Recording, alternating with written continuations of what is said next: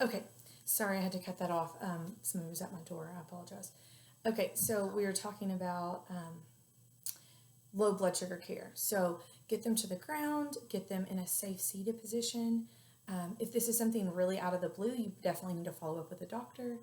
If they were to pass out incompletely, like they're not able to speak at all, they're completely passed out, that's an emergency situation.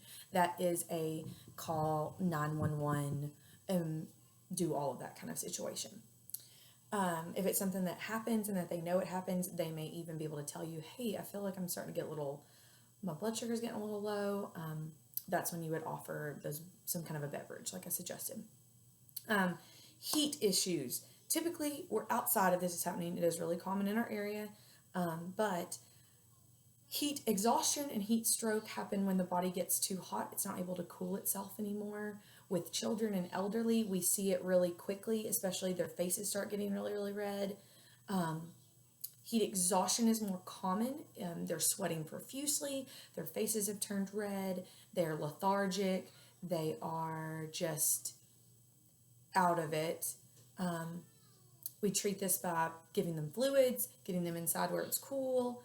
If within 30 to 40 minutes they're not starting to cool down at that point, we emergency situation for that. Heat stroke is the more severe. This is a life-threatening illness, and in this one, they're not red anymore in the face. They've gone pale. They're also not sweating anymore. Their sweating has stopped because there's no more water left in their body. If those situations were to ever happen, they've been outside for a long period of time, they've not been drinking anything, they're exhibiting those symptoms, they also a lot of times will be hallucinating or they will be psychologically altered. Like imagine that almost like somebody who has dementia. They're not going to know what's going on, they're not going to know where they are, they may think you're somebody else. All of those symptoms, emergency situation immediately. But what you can do while you wait for EMTs, if you were to ever have somebody in that situation, is that you dunk them in cold water. Like I'm talking ice if you have it, ice cold water. They're going to go into shock. It's going to hurt them. That's not a thing. Not if we're exhibiting those symptoms. Now, heat exhaustion, you just need to cool them off. Take off their extra clothing, take off shoes and socks because you lose a lot of heat through your feet and through your head. Strip them down, cool them off. You don't have to dunk them. However, if you got a pool, you got even a little blow up pool, you got something, you can always put them in it that will help to bring the temperature down. Fevers, we don't dunk people in ice water anymore. Like, hey, I have the flu and my fever got really high, but heat illness, we do. So, if you can get them started cooling while you're waiting on EMS, we actually have seen research has shown that they have better results as far as that goes. Also, still, we're getting them to drink water, getting them cooled off. Those, they're more likely in small children and elderly. It's not as common in your middle population unless you've been outside for a very, very, very long time. You're doing hard labor and you're not drinking or eating. Medications can also affect your ability to process heat. So think about if you're on antibiotics, steroids, ADHD medication, some of those can make you more likely to struggle with heat. So if you're going out to do something and it's really, really hot out, make sure that you are taking precautions, taking breaks, drinking water, being mindful of those kind of things. And lastly, since like I already stated, we've already done the choking, and that is a huge part of that. Last thing is wound care, general wound care. Okay. Let me pull my sleeves up so I can have a demo. If for any reason anyone is ever injured and an object has stabbed into them or punctured into them, I don't know why or how. Kids tell me that bike wrecks, spokes, this happens all the time. But if this were in my body, don't remove it. Leave it in the person's body and then I have wash rags to simulate gauze because I didn't want to tear open a whole bunch of gauze and waste it. Pack around it. So we're going to pretend you would pack around it. So if that was sticking up, we're going to pack all the way around it, but leave it there. They'll bleed less. And so if something is stabbed into them, leg, foot, hand, leave it in, pack around it to stabilize it and stop any bleeding that's coming out. Take them to the hospital with it in them. Okay, then the hospital can remove it, they can properly clean it, they can mend it. It's a much easier process. Now, a stab of some kind is not the most common type of injury, but I always like to go over that in case something crazy ever happens.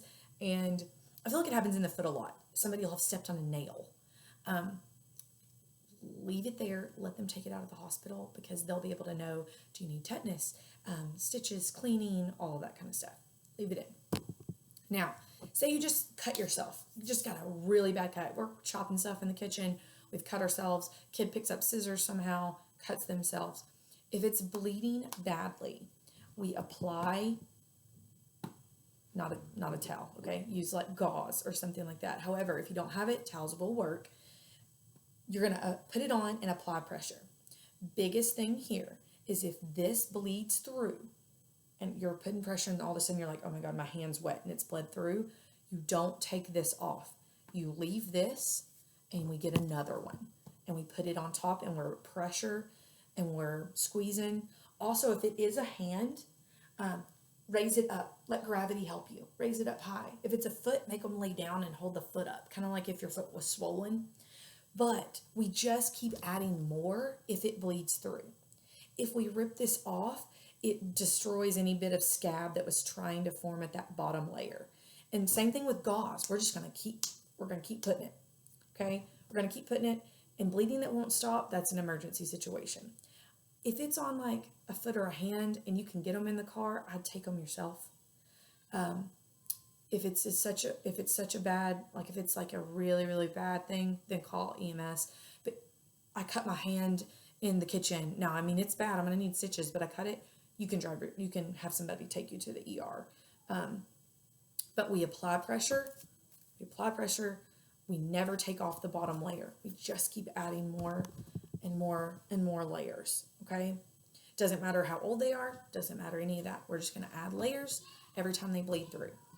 Now, if it's a small wound, and so, I mean, yeah, it's going to bleed like, hey, it's a minor cut in the kitchen. We've all done that. Or, heck, you ever cut yourself when you're opening mail? You know, get one of those really bad paper cuts that bleeds pretty bad. Biggest thing, we clean wounds. Soap and water. Peroxide and alcohol, yeah, those are great. If all else fails, just soap and water. Clean it. Then cover it till it stops bleeding, and then just Band-Aid it up. Keep it safe. Don't leave Band-Aids on for a super long amount of time. We want to be taking them off, cleaning it again, reapplying, that kind of stuff. Wounds, it's pretty general. If we can get the bleeding to stop, we treat that wound, but you've got to make sure it's clean. Biggest problem with wounds is infection rates. If in doubt, follow up with a doctor. Like seriously. Signs of infection include reddening around the wound, heat coming off the wound. Heat immediately is normal. 24, 48 hours later, it's starting to feel hot. It's swollen. It looks red. We've got an infection brewing. But heat immediately when it happens, that's the body's natural reaction to like, oh crap, I have a cut. I'm bleeding. This hurts. That's normal. So watch it as we go. Just look for signs of infection. Okay, and if there's anything you feel like we did not cover that you just want to know interest-wise, if you just let me know, I would be happy to do it for you.